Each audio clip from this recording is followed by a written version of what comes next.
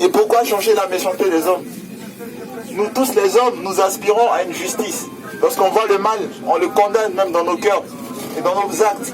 C'est pour ça qu'il y a une justice. C'est pour ça qu'il y a des juges, des magistrats, il y a la police. C'est pour ça qu'il y a toutes ces choses. Et Dieu qui nous a créés, lorsqu'il voit le mal, il ne peut pas aussi rester indifférent. Amen. Dieu nous aime, mais quand il voit le mal, il doit aussi condamner. Si nous-mêmes nous condamnons le mal, Dieu aussi condamne le mal. Mais ce que j'aime avec Dieu, c'est que ce même Dieu qui condamne le mal, c'est ce même Dieu-là qui est en même temps notre sauveteur. C'est celui-là qui est ce maître nageur qui est assis, nous voyons en train de couler dans la piscine, nous vient en aide. Parce qu'il voit qu'on essaie tant bien que mal de nous en sortir nous-mêmes, mais nous n'arrivons pas. Au contraire, en essayant chaque fois de nous débattre nous-mêmes, nous faisons plonger encore plus nous-mêmes et ceux qui nous entourent. Les hommes ont prôné des religions, le catholicisme, l'islam, le bouddhisme. Et on a vu ce que la religion a fait. Mais une seule personne est venue sur la terre. Et cette personne n'a jamais péché, n'a jamais menti. En fait, cette personne ne s'est jamais noyée. C'est pour ça que cette personne est capable de nous sauver, nous les hommes. Et il a même marché sur l'eau. Justement, cette personne a marché sur l'eau. Cette personne s'appelle Jésus-Christ. Vous savez, ce Jésus-Christ, tellement le monde est à l'envers, celui qui n'a jamais péché, celui qui ne s'est jamais noyé, c'est celui-là qui était condamné à notre place. C'est celui-là qui allait jusqu'à la croix. Et ceux qui méritaient la mort, ceux qui méritaient le jugement, étaient ceux-là qui lui crachaient dessus.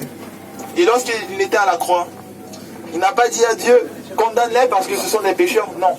Il a dit, Père, pardonne-leur, car ils ne savent pas ce qu'ils font. Alléluia. Parce que quelqu'un qui sait qu'il est en train de se noyer, bah, il va forcément arrêter. S'il sait que ses actes sont en train de le pousser à se noyer, il va arrêter. Mais ces hommes-là, en crachant sur Jésus, en faisant du mal, en critiquant, en injuriant, en nourrissant de la haine contre leur prochain, bah, ils étaient en train de se noyer. Il fallait que Jésus-Christ, lui qui est le sauveteur, soit capable de les aider. Mais comment Jésus sauve?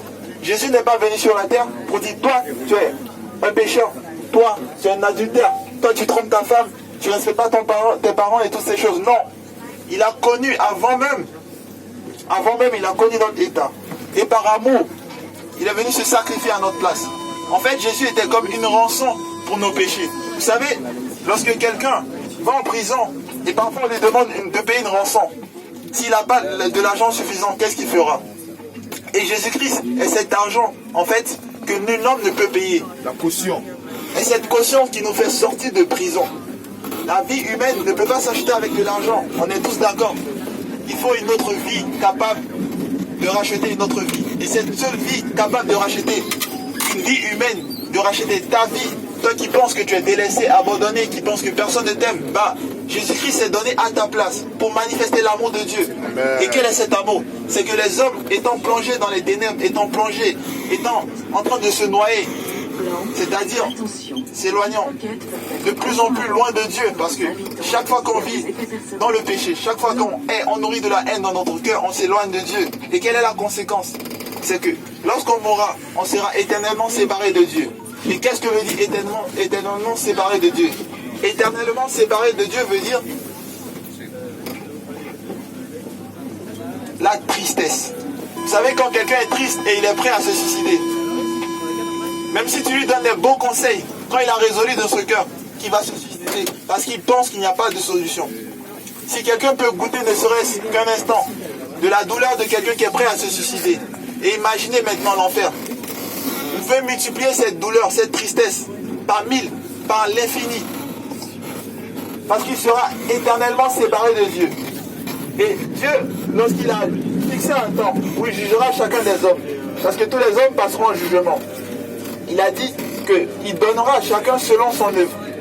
Qu'est-ce que cela veut dire? Lorsqu'on va au travail, après, à la fin du mois, on reçoit un salaire pour ce qu'on a fait, pour le travail qu'on donne. Dieu aussi, qui est un juste juge, nous rémunérera pour toutes les œuvres qu'on aura commises sur la terre. Tant bien que mal. Qu'est-ce que cela veut dire? Le simple fait que toi, une fois dans ton cœur, tu as dit du mal de tes parents, de ton professeur, de ton collègue, sache que Dieu qui sonde les cœurs et les reins, Bonne soirée, monsieur. te jugera. Mais Dieu ne veut pas te juger. Il te montre la solution. Dieu commande à tous les hommes, où qu'ils soient, de n'importe quelle religion, de toute la planète, que vous soyez blanc, noir, chinois ou arabe, peu importe, Dieu demande à tous les hommes de se repentir, c'est-à-dire de changer de comportement et d'invoquer le nom de Jésus-Christ, seul capable de nous laver de nos péchés, nous sanctifier, nous placer devant Dieu pur. Parce que au jour où le Seigneur rencontrera les hommes, personne d'autre ne pourra être notre avocat devant lui. Mais c'est aujourd'hui qu'il veut faire la récompense avec nous. Alors celui qui est intelligent, je pense, va décider de s'apprêter pour ce jour à la rencontre avec son Dieu.